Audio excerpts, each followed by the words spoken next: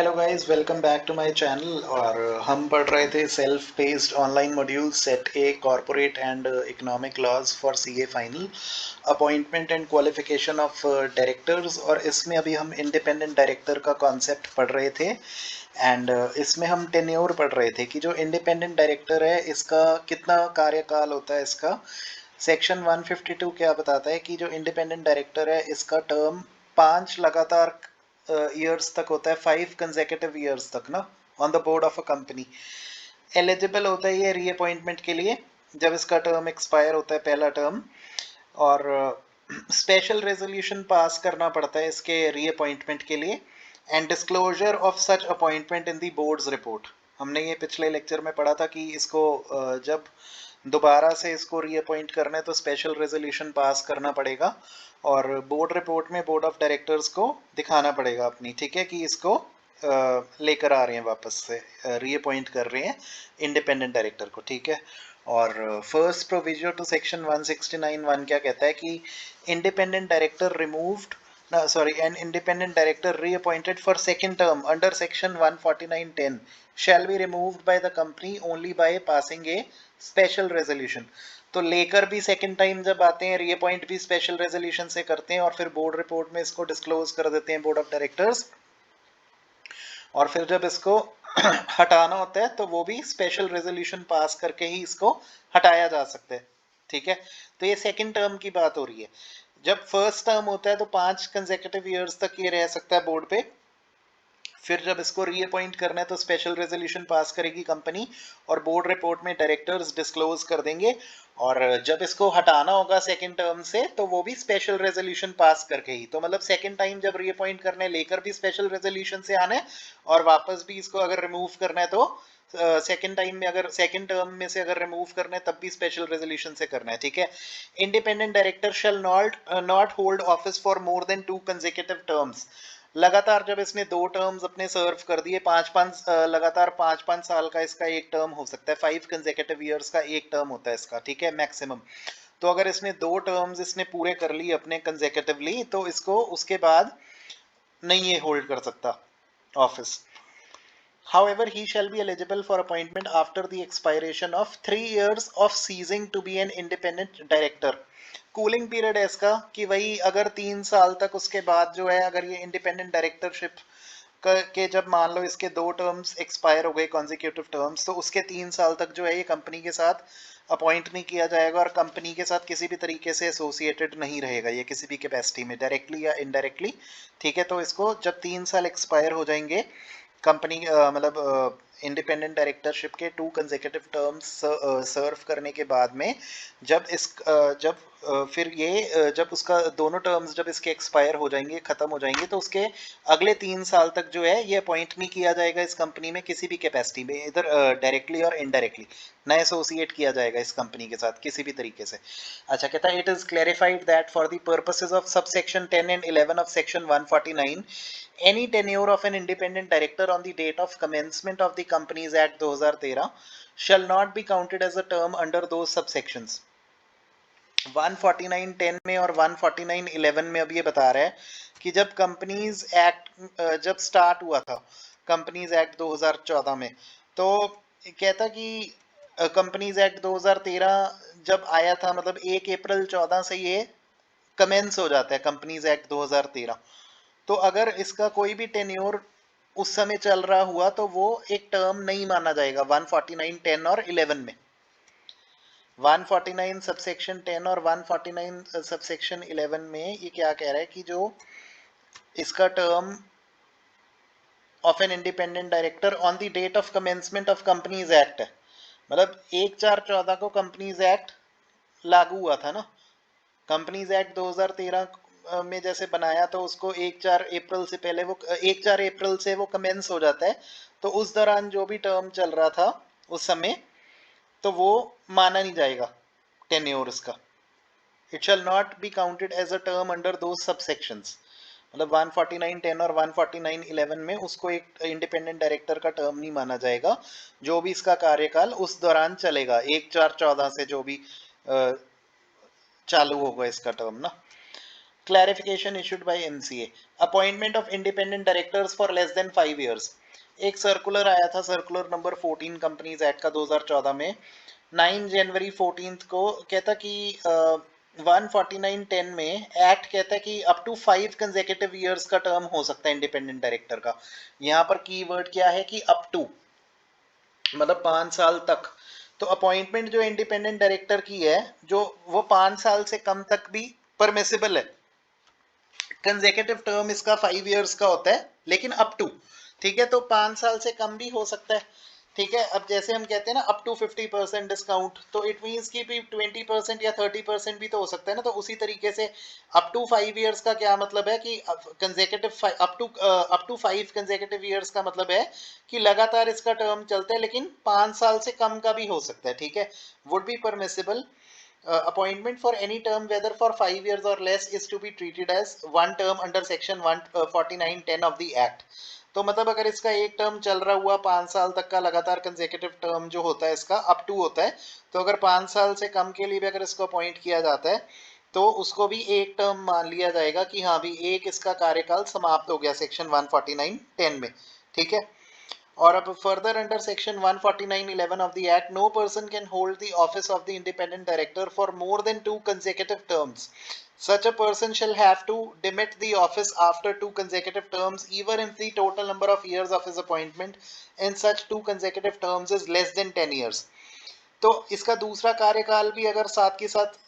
इसका शुरू हो जाता है, मान लो कि जैसे इसको रीअपॉइंट कर लिया स्पेशल रेजोल्यूशन पास करके सेकंड टाइम, और इसका जो मतलब बोर्ड मीटिंग बोर्ड रिपोर्ट में डिस्क्लोजर कर दिया, तो इसको सेकंड टाइम रीअपॉइंटमेंट इसको मिल गई। तो मान लो कि इसका सेकंड टर्म भी जो है, जो सेकंड कंसेक्यूटिव टर्म है, वो भी मान लो कि 5 साल से कम है। तो इसका जो टोटल का इसकी जो अवधि बनेगी, टोटल कंसेक्यूटिव जो इसके टर्म 2 कंसेक्यूटिव टर्म्स की जो इसकी अवधि बनेगी, पहला टर्म मान लो 4 साल का था, दूसरा टर्म मान लो इसका साथ ही शुरू हो गया 3 साल का था,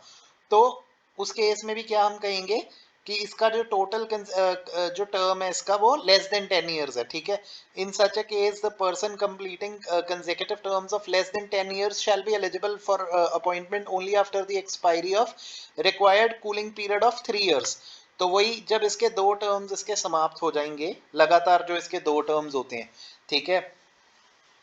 जो इसकी total number of years of appointment है इसकी दो कंसेक्यूटिव टर्म्स में, अगर मान लो वो 10 साल से कम भी इसने अगर सर्व किया, तो भी इसके वो पूरे दो कार्यकाल माने जाएंगे, ठीक है।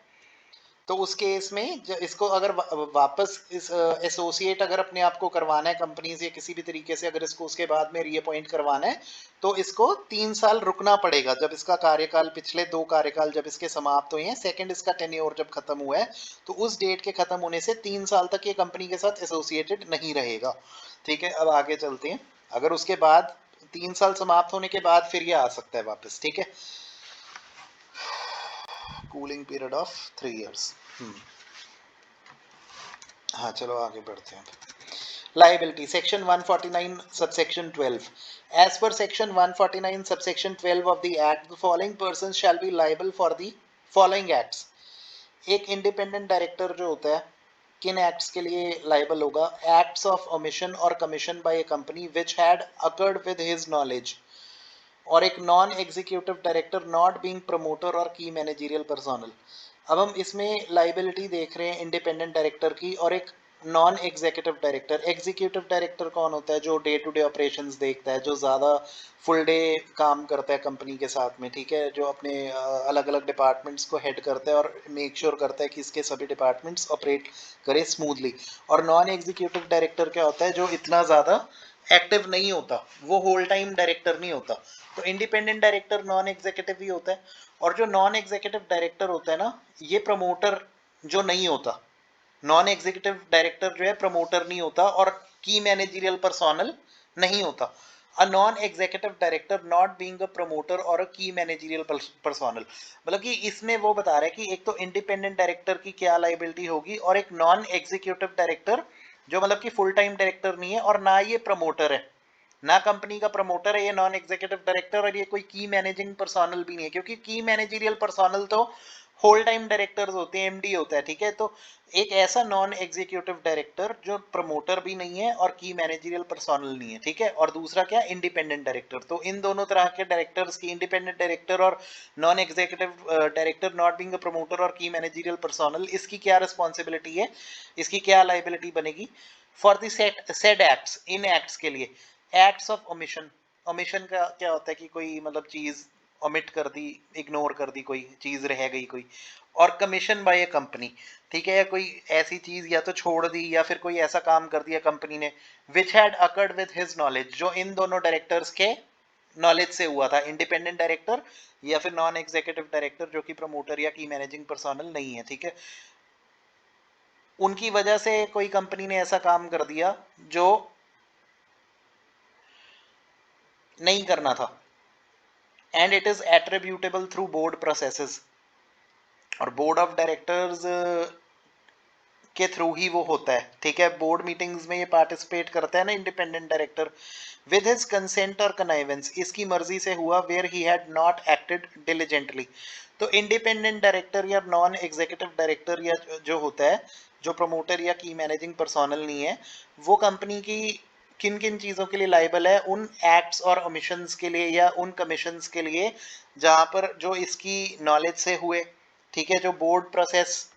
के थ्रू ही हुए, बोर्ड ऑफ डायरेक्टर्स ने ही ये प्रोसेस बनाया और उसमें भी इसका कंसेंट था, इसकी इसकी नॉलेज से और इसके हाँ करने से वो हुआ, और जहां पे इसने ड्यू डिलिजेंस एक्सरसाइज नहीं की, where he had not acted diligently. Diligently का क्या मतलब है कि इसने अपना, उसमें जो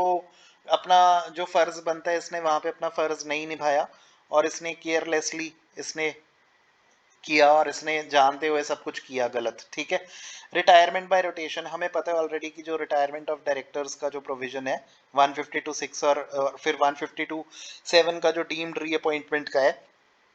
ये इंडिपेंडेंट डायरेक्टर्स को नहीं लगता। हमने पढ़ा था कि इंडिपेंडेंट डायरेक्टर्स जो होते हैं उसमें से रिटायरिंग जो जो total number of retirement bye rotation का कॉन्सेप्ट पढ़ा था, टोटल नंबर ऑफ डायरेक्टर्स जो होते हैं उसमें इंडिपेंडेंट डायरेक्टर्स नहीं आते, फिर उसका 2/3 लेते थे जो रोटेशनल डायरेक्टर्स मानते थे और उसमें से 1/3 जो होते हैं वो रिटायर होते थे। तो इंडिपेंडेंट डायरेक्टर्स उसमें टोटल नंबर ऑफ डायरेक्टर्स में नहीं आते थे, तो इसीलिए वो रोटेशनल डायरेक्टर के कॉन्सेप्ट में नहीं आते थे। और जब 152(7) में फिर हमने डीम्ड रीअपॉइंटमेंट पढ़ा था उसका, तो वो भी इनके ऊपर एप्लीकेबल नहीं है, क्योंकि इंडिपेंडेंट डायरेक्टर उस तरीके से रिटायर ही नहीं ना होता, वो तो रोटेशनल डायरेक्टर के ऊपर लगता था ना वो डीम्ड रीअपॉइंटमेंट का जो सेक्शन होता था, क्योंकि रोटेशनल डायरेक्टर ही रिटायर होता था एनुअल जनरल मीटिंग में, और वही फिर डीम्ड रीअपॉइंट माना जाता था सर्टन केसेस में,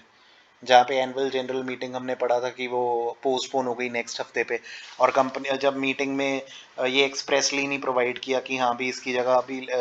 भी हम ना तो वैकेंसी भरी और ये भी नहीं कहा एक्सप्रेसली कि नहीं लेके आ रहे, तो अगले हफ्ते पर भी फिर क्या होता था कि वैकेंसी भरते नहीं थे और ये भी नहीं कहते थे कि हाँ भी हम नहीं भर रहे वैकेंसी, एक्सप्रेसली नहीं कहते थे, पोस्टपोन हो जाती थी ना। तो फिर जो रोटेशनल डायरेक्टर जो रिटायर होता था उसी को ही रीअपॉइंट मान लिया जाता था उस केस में। तो ऐसा 152(6) में और 152(7) में हमने पढ़ा था रोटेशनल डायरेक्टर्स और डीम्ड रीअपॉइंटमेंट का कॉन्सेप्ट, तो ये इंडिपेंडेंट डायरेक्टर्स के ऊपर नहीं लगता था, ठीक है।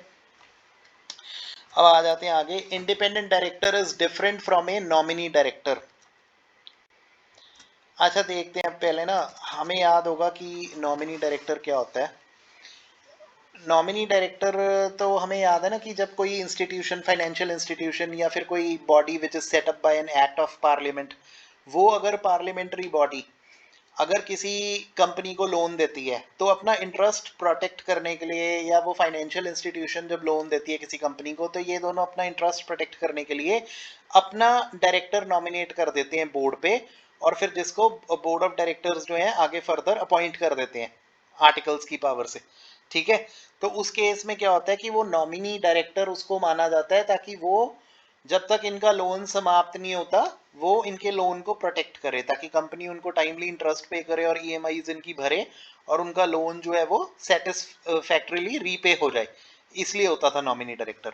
तो कहता है appointment of a nominee director cannot be taken as a substitute for the appointment of an independent director.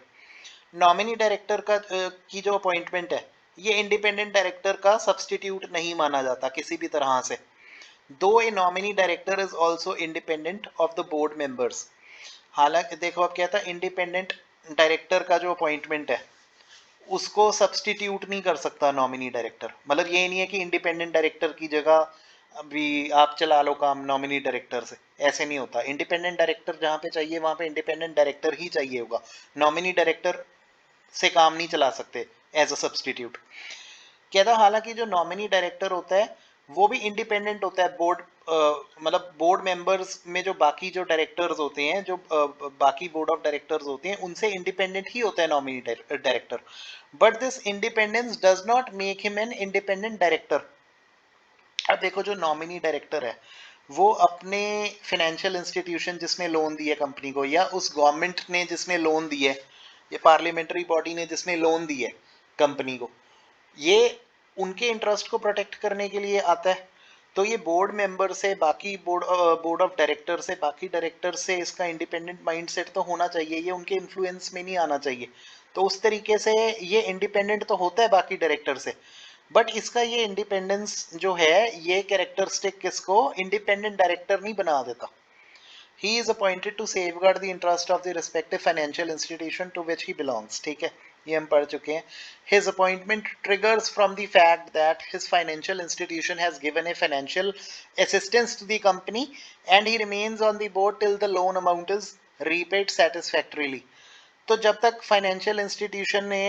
पैसा दिया हुआ है कंपनी को, तब तक ये बोर्ड ऑफ डायरेक्टर्स के अंदर रहेगा जब तक लोन अमाउंट वापस नहीं कर देती कंपनी आराम से सेटिस्फैक्टरीली। ठीक है, nominees directors appointment is mandatory only if the financial institution so desires because of the financial assistance given by it to the company और any government which requires such appointment to represent its interest. तो इसकी nominee director की जरूरत तब तक ही है जब तक फाइनेंशियल इंस्टीट्यूशन कहता है, या जब तक गवर्नमेंट कहती है जिसने लोन दी है। ठीक है, ताकि इनके इंटरेस्ट को, इनके लोन को प्रोटेक्ट किया जा सके। इंडिपेंडेंट डायरेक्टर जो है वो प्रिस्क्राइब्ड कंपनीज में मैंडेटरी होता है। हमें पता ही है कि कौन सी कंपनियां वो प्रिस्क्राइब्ड कंपनियां होती हैं जहाँ पे इंडिपेंडेंट डायरेक्टर जो होता है वो मैंडेटरी होता है। प्रिस्क्राइब्ड कंपनीज का क्या मतलब है, हम पढ़ चुके हैं। लिस्टेड कंपनियों को इंडिपेंडेंट डायरेक्टर्स अपॉइंट करने होते हैं, कितने, एटलीस्ट 1/3। ठीक है, और जो अनलिस्टेड पब्लिक कंपनियां होती हैं उसमें क्या होता है, उसमें 10, 50 और 100 की लिमिट होती थी, हम पढ़ चुके हैं वो ऑलरेडी पिछले लेक्चर्स में। तो उसमें कम से कम 2 होते थे इंडिपेंडेंट डायरेक्टर्स अपॉइंट करने। ठीक है, और उस केस में क्या, उसमें भी अगर एक ऑडिट कमेटी होती थी तो उसमें मिनिमम 3 डायरेक्टर होते थे जिसमें मेजोरिटी इंडिपेंडेंट बनाएंगे, मतलब कि 2 इंडिपेंडेंट होंगे डायरेक्टर उसमें। और अगर ऑडिट कमेटी में ज्यादा लोग हैं तो उसमें जो जितने भी डायरेक्टर्स होंगे तो उसमें से भी मेजॉरिटी इंडिपेंडेंट डायरेक्टर्स बनाते थे। तो हमने पढ़ा था ना कि अनलिस्टेड पब्लिक कंपनियों के केस में वही 10, 50 और 100 की लिमिट लगती है। 10 की पेड अप शेयर कैपिटल, 50 के वही डिबेंचर्स, लोन्स और सिक्योरिटीज। ठीक है, और 100 में 100 करोड़ का क्या होता था उसमें, वही अगर 100 करोड़ का टर्नओवर है या उससे ज्यादा है तो ऐसे उसमें इन केसेस में एक भी लिमिट अगर सेटिस्फाई होती थी तो इंडिपेंडेंट डायरेक्टर अपॉइंट करना पड़ता था। और 3 लगातार साल तक अगर if the company ceases to satisfy all of the 3 conditions, भी एक भी कंडीशन अगर कंपनी मान लो 3 लगातार सालों तक नहीं सेटिस्फाई करती थी तो जाके इंडिपेंडेंट डायरेक्टर से उनको वाली प्रोविजन से इनको निजात मिलती थी। मतलब तब जाके वो इंडिपेंडेंट डायरेक्टर हटा सकते थे। और उसके बाद जब भी एक भी कंडीशन तीनों में से सेटिस्फाई हो जाती थी तो फिर से इनको 10, 50 और 100 वाली अगर एक भी कंडीशन सेटिस्फाई हो जाती थी तो फिर उनको वापस से रीअपॉइंट करना पड़ता था। ठीक है, तो इस केस में अब ये बता रहा है कि प्रिस्क्राइब्ड कंपनीज मैंडेटरीली अपॉइंट करती हैं इंडिपेंडेंट डायरेक्टर, और ये प्रिस्क्राइब्ड कंपनीज मैंने आपको एक दोबारा से बता दिया अभी। He is appointed to become to promote the confidence of the investing bodies. जो लोग कंपनी में इन्वेस्टमेंट कर रही हैं, जो इन्वेस्टिंग बॉडीज है, को एक कॉन्फिडेंस मिलता है अगर वो देखती हैं कि हाँ यार एक इंडिपेंडेंट डायरेक्टर है कंपनी में जो कि अच्छे काम के लिए रखा गया है और वो हमारे इंटरेस्ट को प्रोटेक्ट करेगा, हमारी इन्वेस्टमेंट को। क्योंकि उनको पता है ना कि यार ये बाकी बोर्ड ऑफ डायरेक्टर्स के साथ मिला नहीं हुआ, ये इंडिपेंडेंट है उनसे। पर्टिकुलरली दी माइनॉरिटी शेयर होल्डर्स, जो माइनॉरिटी शेयर होल्डर्स होते हैं, जैसे हम पढ़ चुके हैं एक स्मॉल शेयर होल्डर का कॉन्सेप्ट। तो माइनॉरिटी शेयर होल्डर्स को भी ना कुछ रिलीफ मिल जाता है कि हाँ यार भी एक मतलब माइनॉरिटी जिनके पास कम शेयर्स होते हैं, हालांकि स्मॉल शेयर होल्डर्स का भी एक डायरेक्टर उनके पास अलग से होता है, वो भी हम पढ़ चुके हैं बाय प्रोपोर्शनल रिप्रेजेंटेशन वाले में, कि भी नॉट लेस देन 2/3 होता था उसमें, कि मतलब भी जो not less than 2/3 of the total number of directors shall be appointed by shall be appointed as a small share holders director, उसमें हमने पढ़ा था। लेकिन क्या होता है ना कि जो माइनॉरिटी शेयर होल्डर्स होते हैं जिनके पास कम शेयर्स होते हैं, तो उनका भी एक फायदा होता है कि हाँ भी एक इंडिपेंडेंट डायरेक्टर जो है वो रहे बोर्ड पे, तो उससे उनको एक कॉन्फिडेंस रहता है कि यार भी हमारा इंटरेस्ट ये प्रोटेक्ट करेगा, ठीक है। तो in fact the companies in which his appointment is compulsory are much larger than other companies, and therefore they must always be well managed so that the confidence of the stakeholders is not shaken and their investment remains in safe hands। तो companies जहाँ जहाँ पे इसकी appointment compulsory होती है, तो वो कंपनियां बाकी कंपनियों से बड़ी होती हैं। अब छोटी मोटी कंपनियां जो होती हैं ना वो लिस्टेड नहीं होती, लिस्टेड कंपनियां हमेशा ज़्यादा तक बड़ी कंपनियां ही होती हैं, ठीक है ना। और जो अनलिस्टेड पब्लिक कंपनी है वही जिस पे 10, 50 और 100 की लिमिट लग रही है वो भी तो बड़ी कंपनियां ही होती है ना। तो जिनमें नहीं इनकी अपॉइंटमेंट कंपलसरी होती है वो छोटी कंपनी होती है, और जिनमें अपॉइंटमेंट कंपलसरी होती है तो ऑब्वियसली वो बड़ी कंपनी होती हैं। तो इनको अच्छे तरीके से मैनेज किया जाना चाहिए ताकि कॉन्फिडेंस जो होता है पैसा लगाने वालों का, स्टेक होल्डर्स का, शेयर होल्डर्स का, वो ब्रेक ना हो, ठीक है। एंड देयर इन्वेस्टमेंट जो है उनका इन्वेस्टमेंट भी सेफ हाथों में रहे। The appointment of the independent director is a robust step in this direction, ठीक है। इंडिपेंडेंट डायरेक्टर को अपॉइंट करने का फायदा ही है, तो स्टेक होल्डर्स का पैसा सेफ रहेगा ना, क्योंकि बाकी बोर्ड ऑफ डायरेक्टर्स कुछ भी कर सकते हैं, लेकिन ये इंडिपेंडेंट डायरेक्टर है, ये उनको गलत काम करने से रोकता है। In the matter of good corporate governance the regulators fall back upon him. जब जहां तक गुड कॉर्पोरेट गवर्नेंस का सवाल आता है, तो कॉर्पोरेट गवर्नेंस के जो नॉर्म्स हैं वो एक कंपनी तभी सेटिस्फाई कर सकती है ना, उसको इंश्योर कौन करता है कि हाँ भी कॉर्पोरेट गवर्नेंस, कंपनी एक जो है अपनी कॉर्पोरेट सोशल रिस्पॉन्सिबिलिटी और जो कॉर्पोरेट गवर्नेंस है एक अच्छी हो, वो इंडिपेंडेंट डायरेक्टर ही इंश्योर करता है, ठीक है। Independent director at all times is required to maintain his independence. हम पढ़ चुके हैं कि इंडिपेंडेंट डायरेक्टर जो है उसके कब कब उसका जो है उसका इंडिपेंडेंस का जो सारे प्रोविजंस थे और क्राइटेरिया इंडिपेंडेंस का वो हम ऊपर पढ़ चुके हैं सारा, ठीक है। हर समय वो उसको अपना क्राइटेरिया मेंटेन करना है इंडिपेंडेंस का, और जहाँ पे कुछ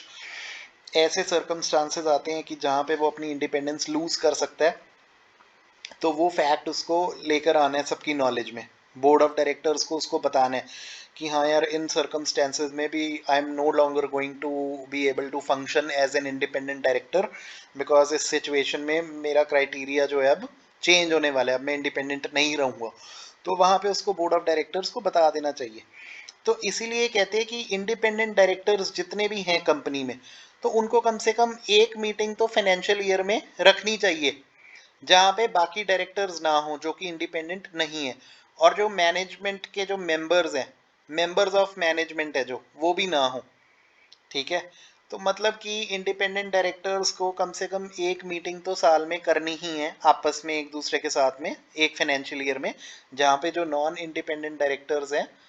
बाकी बोर्ड ऑफ डायरेक्टर्स जो कि इंडिपेंडेंट नहीं है वो ना हो, और जो मैनेजिंग मेंबर्स होते हैं मैनेजमेंट के वो भी ना हो, ठीक है। ताकि इंडिपेंडेंट डायरेक्टर्स अगर सिर्फ अकेले होंगे, इंडिपेंडेंट वाले डायरेक्टर्स ही, वो आपस में मिलके तभी एक ऑनेस्ट डिस्कशन कर पाएंगे जहाँ पे किसी नॉन इंडिपेंडेंट बंदे की रिक्वायरमेंट नहीं होती, ठीक है, और उसकी इंटरफेरेंस नहीं होती। अब सेक्शन 8 कंपनी है जो नॉन प्रॉफिट कंपनी होती है, जिसका काम प्रॉफिट कमाना नहीं होता। Section 8 company is exempted from the provisions of subsection 4, 5, 6, 7, 8, 9, 10, 11,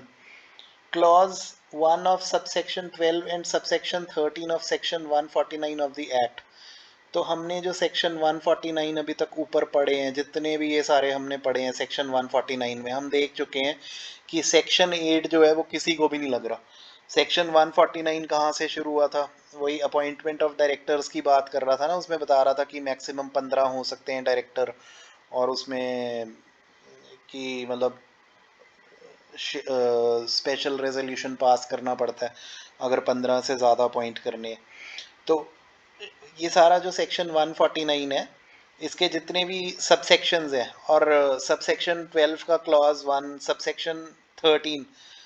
section 8 सबसे एग्जेम्प्टेड है। बस कंडीशन वही है कि सेक्शन 137 में इसके फाइनेंशियल स्टेटमेंट्स अगर इसने टाइमली आरओसी के पास फाइल किए और एनुअल रिटर्न सेक्शन 92 में आरओसी के पास अगर टाइमली फाइल किए, ठीक है। तो ये हमारा अभी इंडिपेंडेंट डायरेक्टर्स का ये यहाँ तक हमारा पूरा ख़त्म हो चुका है। अभी फर्दर हम पढ़ते हैं 1 मिनट का ब्रेक लेके ना, 1-2 मिनट का ब्रेक लेके।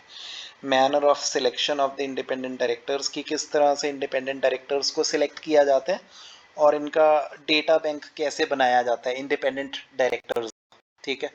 1-2 मिनट का ब्रेक लेके आगे पढ़ते हैं।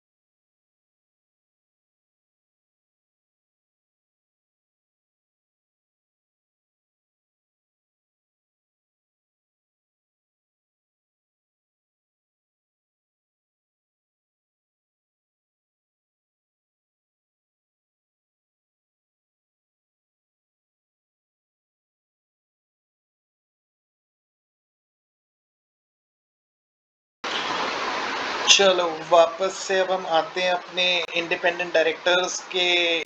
डेटा बैंक वाले कॉन्सेप्ट पे कि इंडिपेंडेंट डायरेक्टर्स को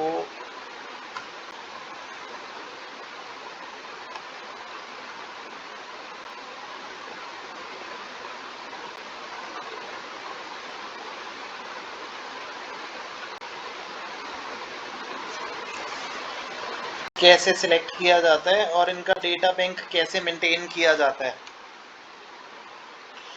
सो manner of selection of the independent directors and maintenance of data bank of the independent directors. कि कैसे इनको सिलेक्ट कर रहे हैं और इनका डेटा बैंक कैसे मेंटेन किया जा रहा है।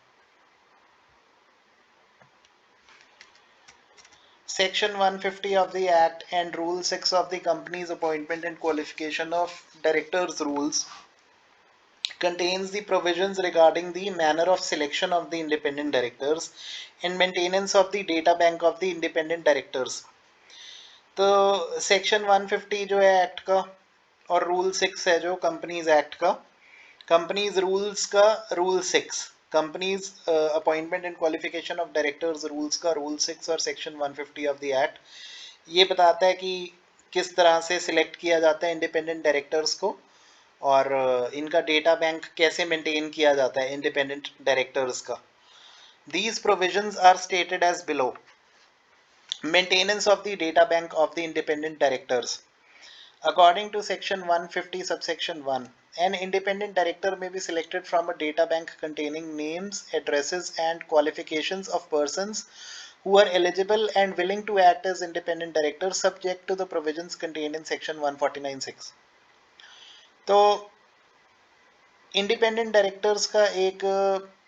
डेटा बैंक मेंटेन करता है कौन?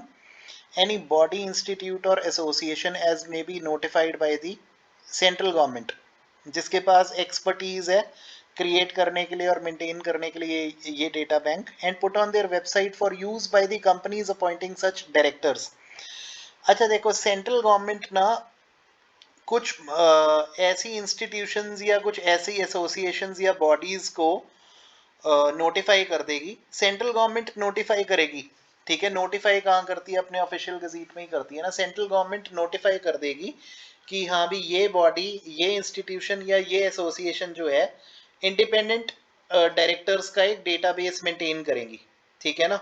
क्योंकि सेंट्रल गवर्नमेंट को पता है ना कि इन बॉडीज, इंस्टीट्यूशंस या एसोसिएशंस के पास वो रेलेवेंट एक्सपर्टाइज है, एक्सपीरियंस है कि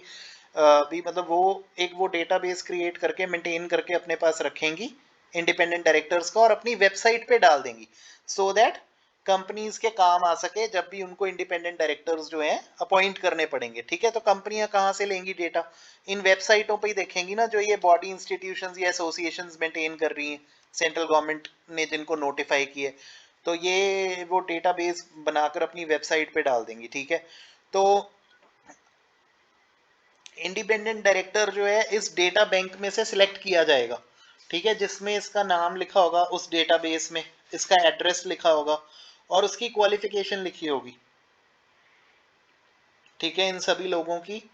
जो कि एलिजिबल हैं। एलिजिबल लोगों को ही डालेंगे ना ये अपने डेटा बैंक में, ये इंस्टीट्यूशंस, एसोसिएशंस और बॉडीज अपनी वेबसाइट पे जो एलिजिबल हैं, जिनके पास नेसेसरी नॉलेज और एक्सपर्टीज है, ठीक है, उनके नाम पते होंगे, क्वालिफिकेशनें उनकी होंगी और जिनकी विलिंगनेस है to act as the independent directors. हमने पढ़ा था ना कि इनको अपना कंसेंट देना होता है कि हाँ भी मैं डिस्क्वालिफाइड नहीं हूँ to act as the director, और मैं दूसरी बात कि मैं मतलब एक्ट करना चाहता हूँ, willingness to act as the independent director, ठीक है, कि मैं आना चाहता हूँ एज एन इंडिपेंडेंट डायरेक्टर। तो उन लोगों का एक डेटाबेस ये एसोसिएशंस, ये बॉडीज, ये इंस्टीट्यूशंस बनाएंगी जो नोटिफाइड है सेंट्रल गवर्नमेंट द्वारा, तो इनके नाम, पते और इनकी क्वालिफिकेशंस लिखी होंगी इनकी वेबसाइट पे। Rule 6 of the companies appointment and qualification of directors rules 2014 lays down the procedure required for a person who is eligible and willing to be appointed as an independent director। अब वही companies appointment and qualification of directors का जो rule 6 है वो पूरा process, पूरा procedure बता देता है कि जो बनना चाहता है, जो अपॉइंट करवाना चाहता है अपने आप को एज एन इंडिपेंडेंट डायरेक्टर, तो उसके लिए क्या प्रोसीजर है। Apply online for inclusion of name in the data bank. अब सपोज मिस्टर ए अगर इंडिपेंडेंट डायरेक्टर बनना चाहता है किसी भी कंपनी का, तो वो सबसे पहले क्या करेगा? पहले तो एप्लीकेशन दे देगा कि उसका नाम जो है इंडिपेंडेंट डायरेक्टर्स के डेटाबेस में इंक्लूड कर लिया जाए, ठीक है। Every individual who has been appointed as an independent director in a company on the date of commencement of company's appointment and qualification of directors, Fifth Amendment Rules 2019, shall within a period of 13 months from such commencement or who intends to get appointed as an independent director in a company after such commencement shall before such appointment apply online to the institute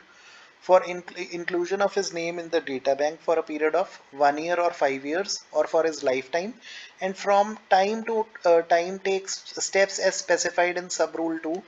till he continues to hold the office of an independent director in any company, provided that an individual, including an individual not having DIN, may voluntarily apply to the institute for inclusion of his name in the data bank. अच्छा, अब यहाँ पे ना ये बोल रहा है कि सबसे पहले तो इंडिपेंडेंट डायरेक्टर बनने के लिए कोई भी इंडिविजुअल उस डेटा बैंक को अप्लाई कर देगा, उस इंस्टीट्यूट की या एसोसिएशन या उस बॉडी के पास एप्लीकेशन दे देगा जिसको सेंट्रल गवर्नमेंट ने नोटिफाई किया है, जो डेटा बैंक बनाते हैं इंडिपेंडेंट डायरेक्टर्स का, तो उनके पास एप्लीकेशन दे देगा कि मेरे को भी इंक्लूड कर लो, मेरे नाम को इंक्लूड कर लो उस डेटा बैंक में, मेरे नेम और एड्रेस को। ठीक है, हर एक इंडिविजुअल जिसको अपॉइंट किया गया किसी भी कंपनी में as an independent director on the date of commencement of the company's appointment and qualification of directors, Fifth Amendment Rules 2019, shall within a period of 13 months from such commencement। अब companies fifth amendment rules आए थे 2019 में, companies में जैसे appointment and qualification of directors के rules होते हैं,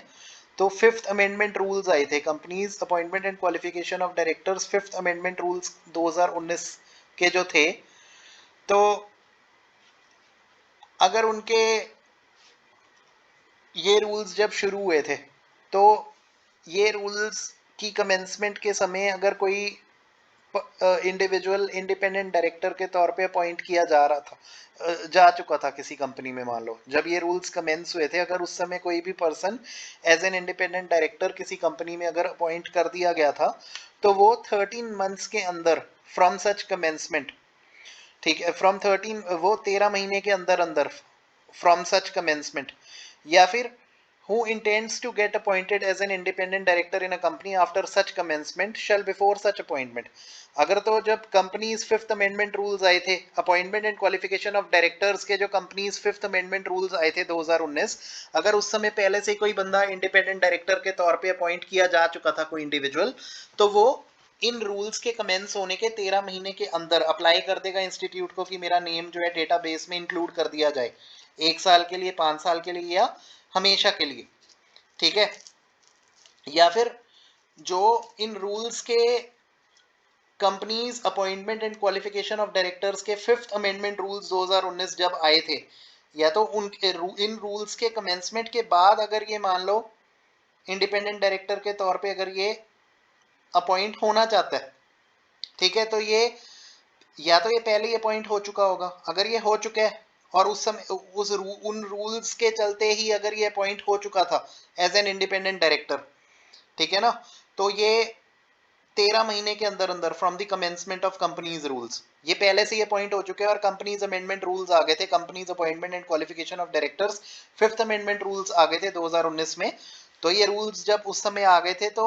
उसी समय ये 13 महीने के अंदर अंदर from the commencement of such rules, ठीक है, ये अप्लाई कर देगा इंस्टीट्यूट को कि मेरा नाम इंक्लूड कर लिया जाए डेटा बैंक में, चाहे 1 साल के लिए, चाहे 5 साल के लिए, चाहे हमेशा के लिए। या फिर अगर ये रूल्स पहले आ गए और ये बाद में अभी ये अपॉइंट नहीं हुआ एज एन इंडिपेंडेंट डायरेक्टर, ये अपने आप को अपॉइंट अभी करवाना चाहता है, ठीक है, अभी अपॉइंट नहीं हुआ, रूल्स पहले आ गए, कंपनीज फिफ्थ अमेंडमेंट रूल्स आ गए appointment and qualification of directors के, और उन रूल्स के चलते अभी ये अपॉइंट नहीं हुआ एज एन इंडिपेंडेंट डायरेक्टर, ये अपने आप को अपॉइंट करवाना चाहता है, तो अपॉइंटमेंट से पहले ये इंस्टीट्यूट को अप्लाई कर देगा कि मेरा नेम इंडिपेंडेंट डायरेक्टर्स के डेटाबेस में इंक्लूड कर लिया जाए, मेरा नेम और एड्रेस भी, 1 साल के लिए या 5 साल के लिए या हमेशा के लिए, and from time to time to take the steps as specified in sub rule 2।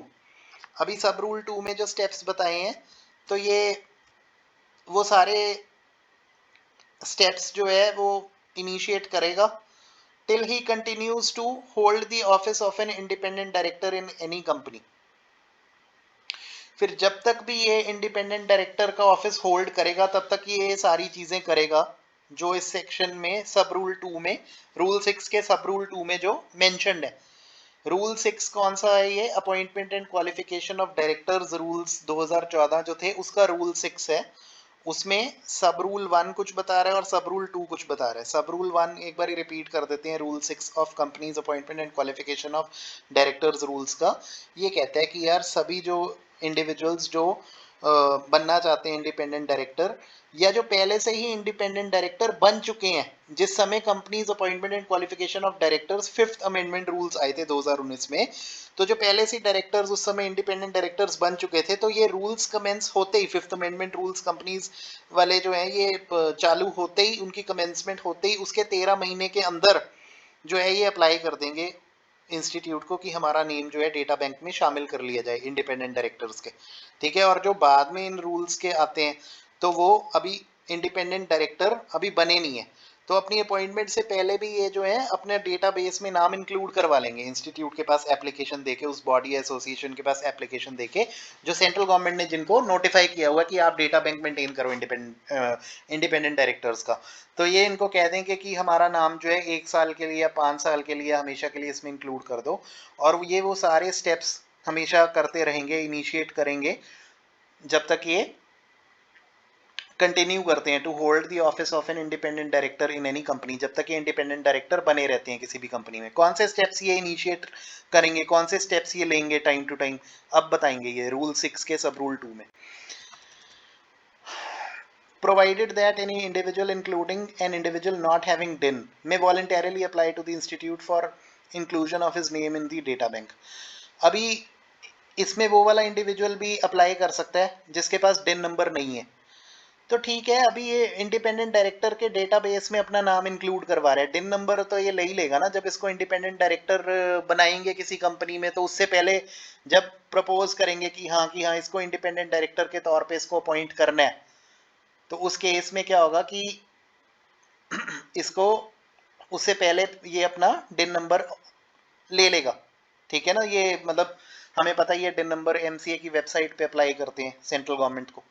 तो ये उससे पहले ही ये डिन नंबर अप्लाई कर देगा। अभी जब इसके पास डिन नंबर नहीं है तब भी ये वॉलंटरली उस इंस्टीट्यूट को या उस एसोसिएशन या बॉडी को कह सकता है कि जो डेटा बैंक मेंटेन करते हैं इंडिपेंडेंट डायरेक्टर्स का, कि आप मेरा नेम जो है इंक्लूड कर लो in the list of independent, अपने डेटा बैंक में ऑफ द इंडिपेंडेंट डायरेक्टर्स। तो उसका नाम पता सब कुछ लिख के रख लेंगे उस डेटा बैंक में।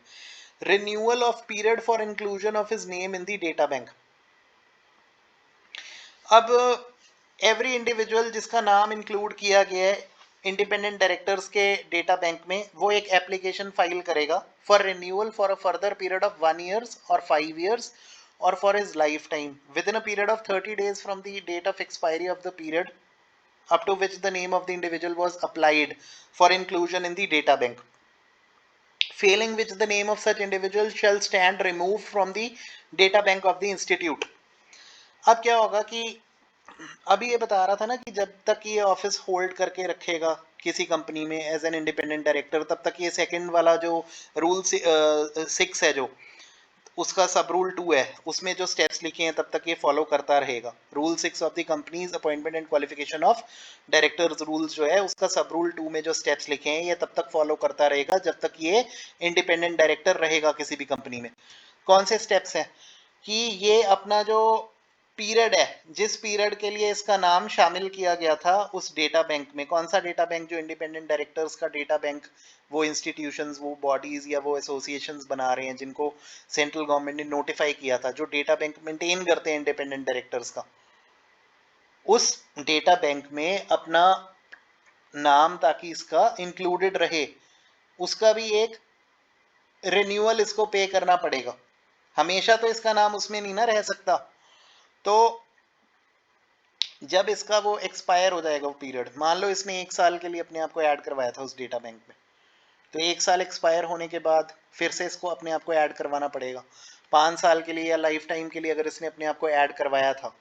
तो मान लो अगर 1 या 5 साल के लिए इसने अपने आप को ऐड करवाया था, तो वो जब पीरियड एक्सपायर हो जाएगा तो उसके बाद इसका डेटा बैंक में से नेम हट जाएगा ना, तो इसको वो पीरियड पहले ही, उस पीरियड के एक्सपायरी से पहले ही इसको रिन्यू करवाना पड़ेगा। जैसे हम अपना डिश टीवी का सब्सक्रिप्शन रिन्यू करते हैं, इंटरनेट का सब्सक्रिप्शन हम अपना रीफिल करते हैं, जैसे 30 दिन का हमारा पैक एक्सपायर हो जाता है तो हम अपने आप ही रिन्यू करवा देते हैं ना पेमेंट करके। तो वैसे ही इंडिपेंडेंट डायरेक्टर्स का एक जो डेटाबेस होता है, इसमें हमेशा के लिए नाम ऐसे नहीं रह सकता। मान लो कि जैसे उसने 1 साल के लिए नाम रखवाया या 5 साल के लिए अगर इसने नाम रखवाया है, तो जब वो पीरियड एक्सपायर हो जाएगा तो automatically his name shall stand to be removed, कि वहां से उस डेटा बैंक में से, उस इंस्टीट्यूट के डेटा बैंक में से, इंडिपेंडेंट डायरेक्टर्स के डेटा बैंक में से इसका नाम अपने आप हट जाएगा। तो इसको नेसेसरी फीस देके वो दोबारा से इसको अप्लाई करना पड़ेगा, जो भी अमाउंट होगा,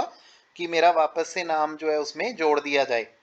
for inclusion in the data bank, Fehling विच इसका नाम जो है अपने आप हटा दिया जाएगा। ठीक है। और ये एप्लीकेशन इसको कितनी देर में देनी है? within 30 days from the date of expiry of the period up to which the name of the individual for was applied for inclusion in the data bank। मान लो जैसे अब आज 3 अप्रैल 25 है, तो हमने अप्लाई कर दिया कि यार भी हम बनना चाहते हैं इंडिपेंडेंट डायरेक्टर, हमने आज अप्लाई करवा दिया उस इंस्टीट्यूट में, तो हमने 2 अप्रैल 26 तक अपना नाम उसमें जुड़वा लिया। अब 2 अप्रैल 26 जब एक्सपायर होगी तो उसके 30 दिन के भीतर हमें दोबारा से अप्लाई करना पड़ेगा उसी इंस्टीट्यूट के पास में। 2 अप्रैल के बाद अपने आप हट जाएगा अपना नाम। 2 अप्रैल के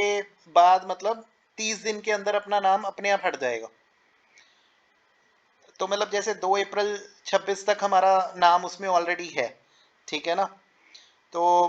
within 30 days from the date of expiry of the period up to which the name of individual was applied for inclusion in the data bank।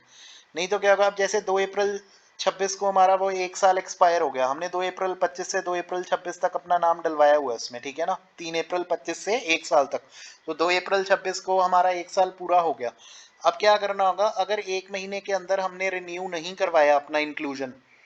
कि रिन्यूअल ऑफ द पीरियड हमने वापस से अप्लाई करना है कि यार हमारा नेम जो है आगे फिर से रखा जाए 1 साल के लिए, और 2 अप्रैल 26 को जैसे वो पीरियड 1 साल का एक्सपायर हो गया, तो उसके 30 दिन के अंदर, तो मतलब कि 30 दिन कब हो जाएंगे, वही मतलब 2 अप्रैल के बाद आप 30 दिन जोड़ लो, 2 मई को, 2 मई को 30 दिन हो जाएंगे। तो 2 मई तक अगर हमने एप्लीकेशन दे दी तो हमारा नाम उसमें वापस से इंक्लूड कर लिया जाएगा, चाहे 1 साल के लिए, चाहे 5 साल के लिए, चाहे हम लाइफ टाइम के लिए एप्लीकेशन दे रहे हैं। और अगर हमने ये नहीं दी एप्लीकेशन 2 मई तक रिन्यूअल की, 2 मई 26 तक की, तो हमारा नेम उसमें से हटा दिया जाएगा। provided that no application for renewal shall be filed by an individual who has paid lifetime fees for inclusion of his name in the data bank। अब लाइफ टाइम का जैसे सब्सक्रिप्शन होता है बहुत ज़्यादा पैसे दे के, तो उसी तरह से ये जो इंडिपेंडेंट डायरेक्टर्स का डेटाबेस वो एसोसिएशन बॉडी या इंस्टीट्यूशन मेंटेन करती है जिनको सेंट्रल गवर्नमेंट ने नोटिफाई किया है। तो अगर उसको हमने इतने वो फीस दे दी कि हाँ भी यार हमेशा के लिए हमारा नेम जो है इंडिपेंडेंट डायरेक्टर्स के डेटाबेस में डाल लो हमेशा के लिए, तो फिर हमें फिर तो कोई रिन्यूअल फीस देने की ज़रूरत ही नहीं है। फिर हमने 1 साल या 5 साल के लिए अपना नाम थोड़ा डलवाया उस डेटा बैंक में, हमने तो हमेशा के लिए अपना नाम डलवा दिया, तो फिर कोई रिन्यूअल नहीं पे करना पड़ेगा, हमने लाइफ टाइम का जो फीस है वो पे कर दिया। ठीक है।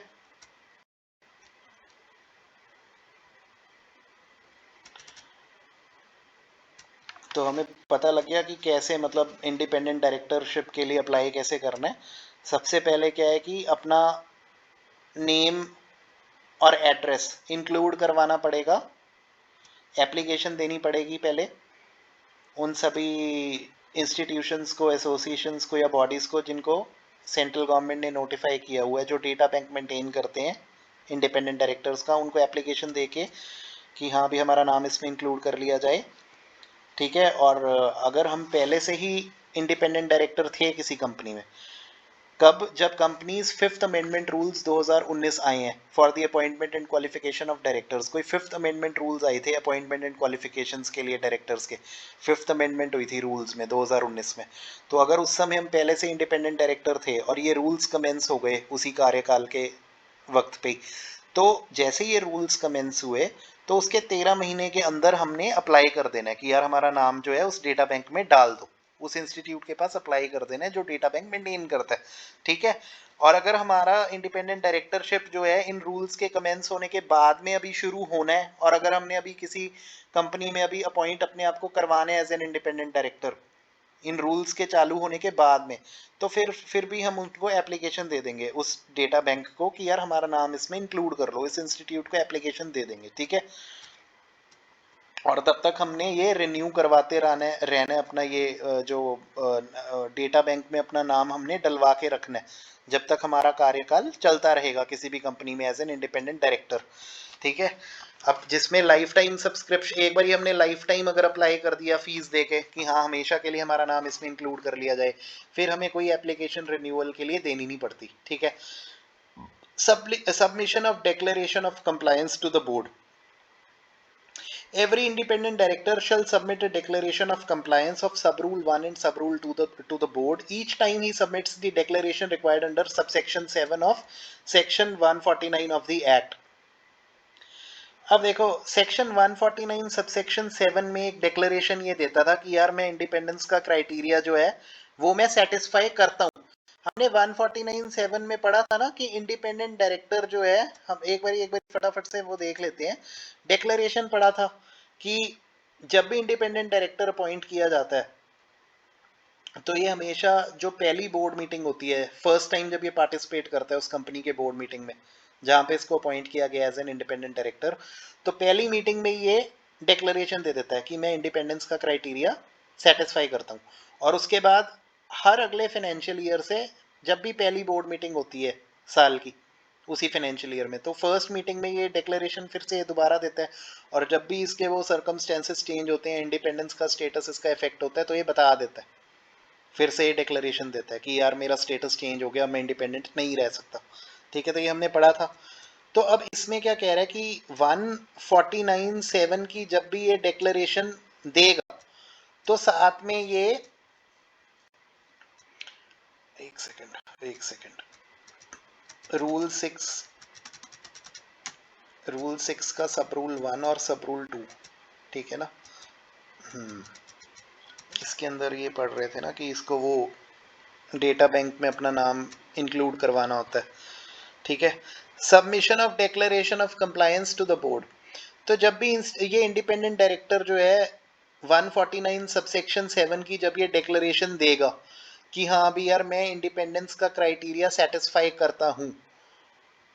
तो उस बोर्ड को ये बताएगा ना, ये फर्स्ट बोर्ड मीटिंग में और there after her financial year में पहले बोर्ड मीटिंग में बताएगा कि हाँ कि मैं सेटिस्फाई करता हूँ इंडिपेंडेंस का क्राइटेरिया। तो ये डिक्लेरेशन एक और भी देगा साथ में कि मैं रूल 6 का जो सब रूल 1 है और सब रूल 2 है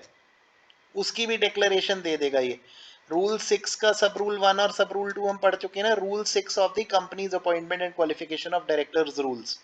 जो कंपनीज के अपॉइंटमेंट और क्वालिफिकेशन ऑफ डायरेक्टर्स हैं उनके रूल्स जो देते हैं, उसका रूल 6, उसमें ये रूल 6 सब रूल 1 और सब रूल 2 की भी जो डिक्लेरेशन है कि ये दे देगा कि यार हाँ भी मैंने इंस्टीट्यूट में अप्लाई कर दी है उस बॉडी को या उस एसोसिएशन को जिसको सेंट्रल गवर्नमेंट ने नोटिफाई किया है, जिनको उन्होंने डायरेक्ट वो इंडिपेंडेंट डायरेक्टर्स का डेटाबेस बनाने के लिए कहा है कि मैंने उस इंस्टीट्यूशन में एप्लीकेशन दे दी है और मेरा नाम उसमें 1 साल के लिए, 5 साल के लिए, हमेशा के लिए मैंने ऐड करवा ली है। तो जब भी अपनी इंडिपेंडेंस की डिक्लेरेशन देगा साथ में ये डिक्लेरेशन भी ये बोर्ड को दे देगा कि हाँ भी मैंने रूल 6 के सब रूल 1 और 2 में जो बोला था एप्लीकेशन देने को डेटा बैंक में अपना नाम ऐड करवाने के लिए उस इंस्टीट्यूट को जो एप्लीकेशन देनी थी भी मैं वो दे चुका हूँ और मेरा नेम मैंने इस पर्टिकुलर इंस्टीट्यूट के इंडिपेंडेंट डायरेक्टर्स के डेटाबेस में ऐड करवा लिया है, ताकि डायरेक्टर्स को पता लग जाए कि हाँ भी इसका नेम उस किसी इंस्टीट्यूट ऐसे इंस्टीट्यूट के डेटाबेस में इंक्लूडेड है in the database of the independent directors भी, जिसको सेंट्रल गवर्नमेंट ने नोटिफाई किया है, जिस इंस्टीट्यूट को भी इसने वहां पे अपना नेम ऐड करवा लिए, ठीक है ना। मतलब ये डिक्लेरेशन दे देगा साथ में उस डिक्लेरेशन के कि हाँ भी मैं इंडिपेंडेंस का क्राइटेरिया सेटिस्फाई करता हूँ। To pass an online proficiency self assessment test.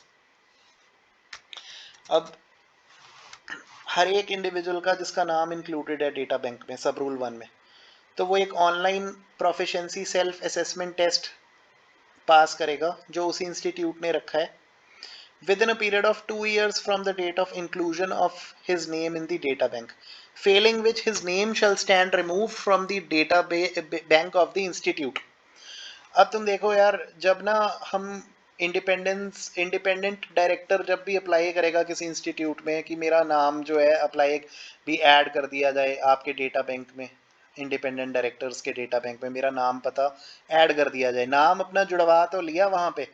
अब नाम जुड़वाने के 2 साल के अंदर एक इसको सेल्फ प्रोफिशिएंसी टेस्ट होता है, एक online proficiency self assessment test होता है। मतलब एक ऐसा एक टेस्ट है, online proficiency self assessment test, जो वो इंस्टीट्यूट ही कंडक्ट करता है। 2 साल के अंदर अंदर जब से इसका नाम इंक्लूड किया है, वो इसको कहेंगे कि आके ऑनलाइन टेस्ट पास करके जा। अगर इसने नहीं वो टेस्ट पास किया 2 साल के अंदर जब इसका नाम उसमें जोड़ा गया था, तो इसका नाम ऑटोमेटिकली हट जाएगा, ठीक है ना। जैसे रिन्यूअल अगर नहीं पे किया, जब वो पीरियड इसका मान लो 1 साल का था, 1 साल के लिए रिन्यूअल भरा था और उसके फिर एक्सपायर होने के 30 डेज के अंदर अगर इसने रिन्यू नहीं करवाया, तो फिर ऑटोमेटिकली नाम हट जाता था। तो अब इसमें क्या है कि online self assessment self proficiency test है, जो अगर वो इंस्टीट्यूट में नाम ऐड करवाने के 2 साल के अंदर अगर इसने वो टेस्ट पास नहीं किया, तो इसका नाम अपने आप इंस्टीट्यूट के डेटा बैंक से हट जाएगा, ठीक है। अब exemptions from the online proficiency self assessment test, provided that an individual shall not be required to pass the online proficiency self assessment test when he has served for a total period of not less than 3 years as on the date of inclusion of his name in the data bank.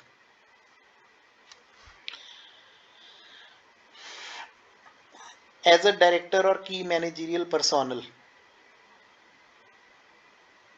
as on the date of inclusion of his name in the data bank in one or more of the following companies, namely listed public company में, ठीक है, और unlisted public company में, ठीक है, जिसमें वही 10 करोड़ की या उससे ज़्यादा की पेड अप शेयर कैपिटल है, ठीक है, और बॉडी कॉरपोरेट जो रिकग्नाइज स्टॉक एक्सचेंज पे लिस्टेड है, ठीक है,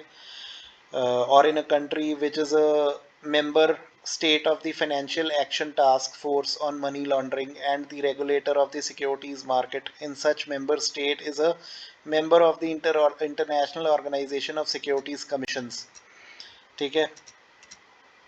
तो ये अब कुछ ना इसकी एक्सेप्शंस आ गई हैं कि मतलब किन किन इंडिपेंडेंट डायरेक्टर्स को जो है online proficiency self assessment test जो है पास करने की ज़रूरत नहीं है। हमने बताया ना कि जब वो इंस्टीट्यूट उनको अपना नेम उसमें इनका नाम जोड़ देता है, तो जैसे इनका नाम उस डेटा बैंक में जुड़ता है उसके 2 साल के भीतर इनको वो टेस्ट पास करना होता है, नहीं तो इनका नाम ऑटोमेटिकली हट जाता है। अब ये जो online proficiency self assessment test हर एक इंडिपेंडेंट डायरेक्टर जिसने अपना नाम डेटा बैंक में ऐड करवाया उसको पास करना पड़ता है, लेकिन इसके लिए भी कुछ एग्जेम्पशंस है, किन किन को पास नहीं करना पड़ेगा वो हम नेक्स्ट लेक्चर में देख लेंगे अब।